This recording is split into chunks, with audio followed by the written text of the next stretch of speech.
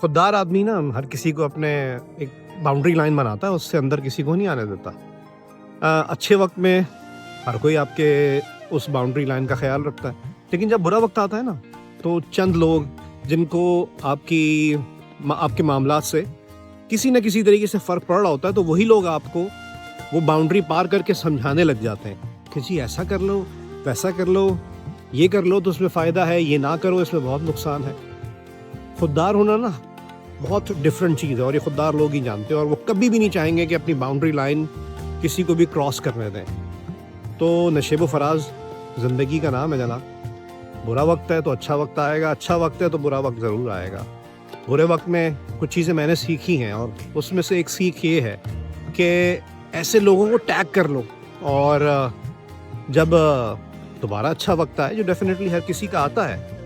تو پھر ایسے لوگوں کو اپنی زندگی سے نکال دو، کیونکہ یہ برساتی مینڈک ہے، ان کو ساتھ لے کے چلیں گے